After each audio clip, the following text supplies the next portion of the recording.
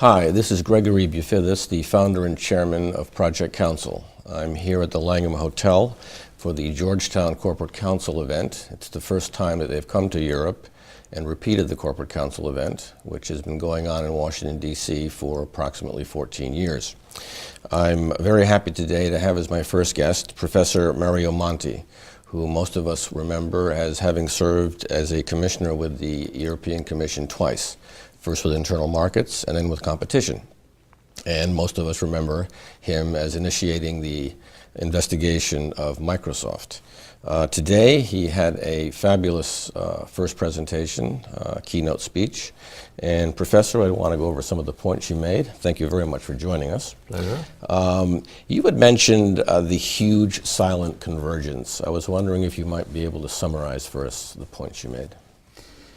Sure. In the last 10 or 15 years, there was often discussion about divergences between the US and the European Union, politically or in terms of economic and regulatory policies.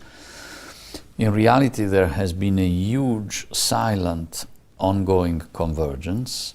The European Union is now much more similar in its construction and identity to the US than it was the case 15 years ago.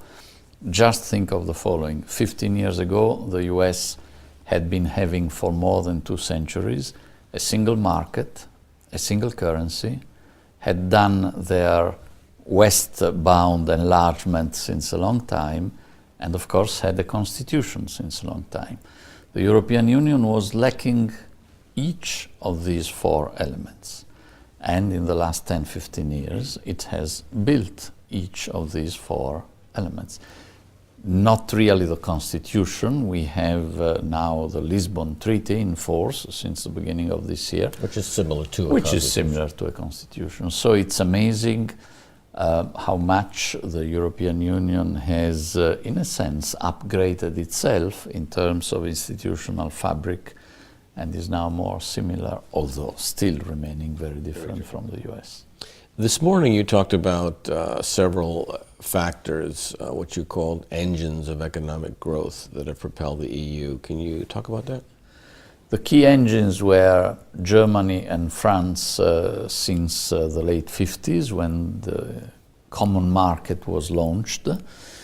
That was really a project to gradually have Europe resemble more the market economy of Germany. France cooperated, Italy cooperated, the other founding members cooperated. Then, of course, in the mid-80s came on board with a big push the Margaret Thatcher-driven pro-market movement, the project about the single market. And now, for different reasons, in the last several years now, Germany and France have become less pushing on economic integration, a bit more introverted. The UK had continued to be an engine, but after the financial and economic crisis has, of course, its own domestic problems, and its ability to drive a European process has been somewhat tarnished, at least for the time being. So